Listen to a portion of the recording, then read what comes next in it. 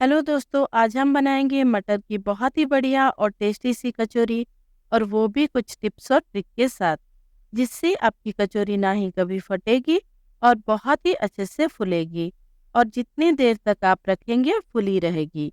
तो चलिए बनाते हैं फूली फूली गोल गोल कचौरी।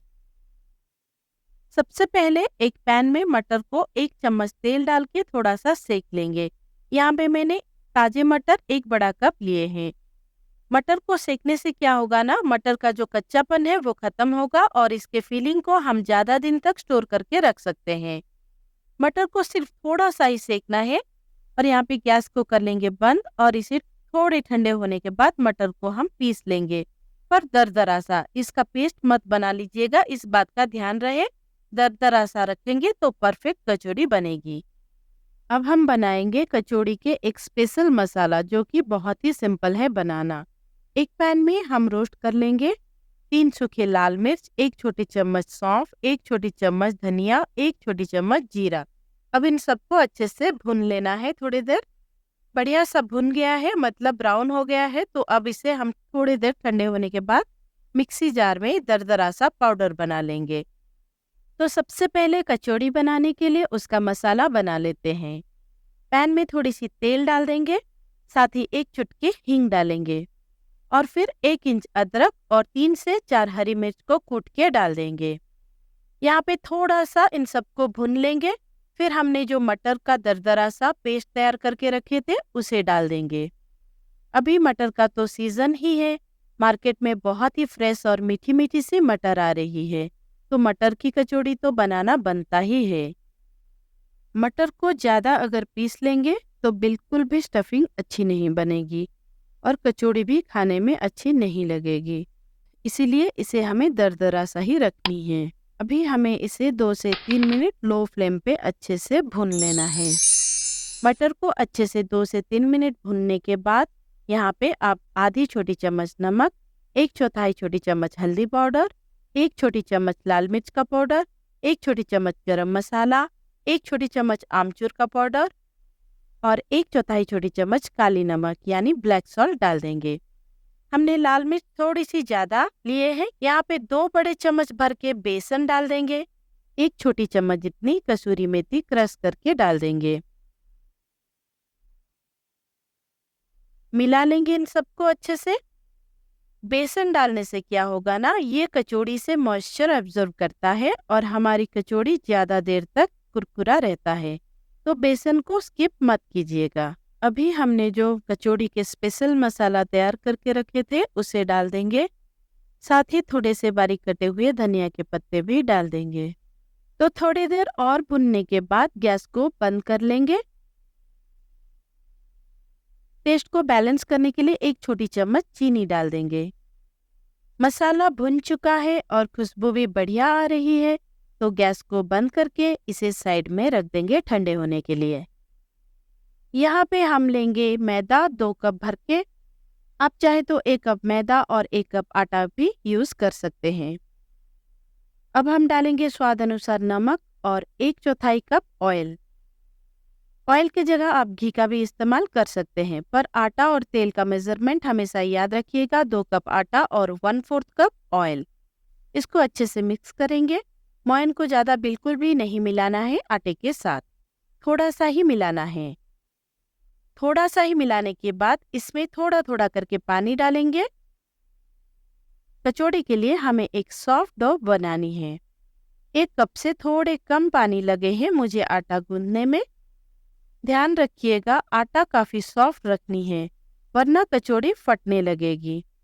और आटे को थोड़ी देर तक खींच खींच के मलनी है। बस आपको इस तरह से एकदम सॉफ्ट डो बनानी है। अब आटा भी बहुत नरम सा हो चुका है। अब इसमें थोड़े से तेल डाल के आधे घंटे के लिए रेस्ट देंगे। यहाँ पे हम मसालों की छोटी छोटी सी बॉल बनाएंगे। आप देख सकते हैं, ये बस लेमन के साइज के बनानी है। कचौड़ी के अंदर हमें मसाला ज़्यादा नहीं भरनी है, तो ज़्यादा बड़ा साइज के मत बनाइएगा।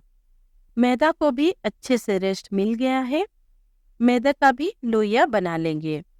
हमने जो फिलिंग बना के रखे थे छोटे छोटे नींबू के साइज के, उससे थोड़ी बड़ी साइज की लोइयां हमें बनानी है। आप देख के कंपैरिजन कर सकते हैं, इससे थोड़ी सी बड़ी साइज की रखनी है।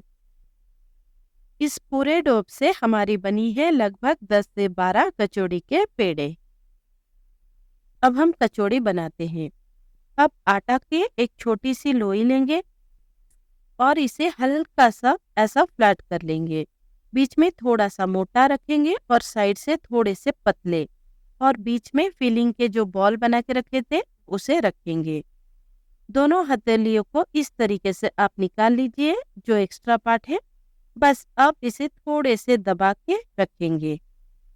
जब तलने जाएंगे तब इसकी साइज थोड़ा बड़ा करेंगे। अभी हम बस इतने से ही दबा के रखेंगे। सारे कचौड़ियों को हम इस तरह से बना लेंगे। अगर हम छोटे छोटे टिप्स और ट्रिक के साथ कचौड़ी बनाएंगे तो बिल्कुल भी कचौड़ी नहीं फटेगी और बढ़िया फूलेगी। कचौड़ी लेंगे हम इस तरह से, और हथेली में इसे रख के हम इसे थोड़ा सा दबा के जितनी साइज हमें चाहिए उतनी साइज हमें बनानी है। और अभी हम इसे गरम तेल में डाल देंगे और फ्लेम भी हमें स्लो में ही रखनी है। 4 कचौड़ी हमने डाल दी है तेल में। लो टू मीडियम पे ही हमें इसे पकने देंगे। जब ये थोड़े फ्राई हो जाएंगे ना, तो ये ऊपर ऐसे आ जाएंगे। तो हल्के हाथ से इसे बस आगे पीछे या फिर पलट सकते हैं। आप देख सकते हैं हमारी कचौड़ी कितनी अच्छी सी अपने आप फुलती जा रही है। थोड़ी देर के बाद और अच्छे से फुल जाएंगे और एकदम मार्केट वाली कलर आ जाएगी। पर घर का बना हुआ तो सबसे बेस्ट होता है, क्योंकि हमें पता रहता है इसमें हमने क्या यूज़ किए हैं। हमें इसी तरह कचौड़ियों को धीमी आंच पे हल्के हाथों से गोल्डन ब्राउन होने तक फ्राई कर लेनी है। और इसकी कलर भी आप देखिए कितनी बढ़िया आई है। तो इससे अब हम निकाल लेंगे एक प्लेट में, और इसी तरह से बाकी सारे कचौड़ियों को भी फ्राई कर लेंगे।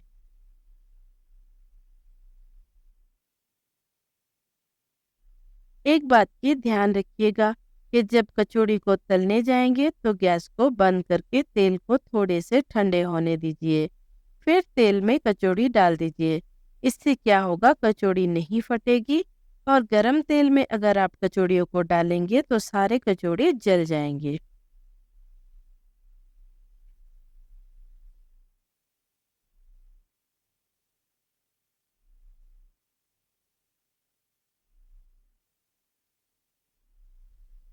और यहाँ पे मैंने थोड़े से हरी मिर्च को भी तेल में फ्राई कर लिए हैं।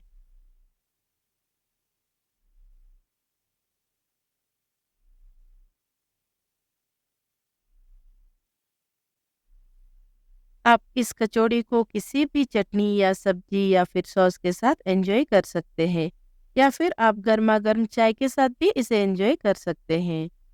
मैं यहाँ पे एक तोड़ के दिखाती हूँ कि ये कितना खास्ता बनी है। इस सर्दियों में आप इस रेसिपी को ज़रूर ट्राई कीजिए, और वीडियो अच्छी लगी तो लाइक शेयर और सब्सक्राइब ज़रूर कीजिए।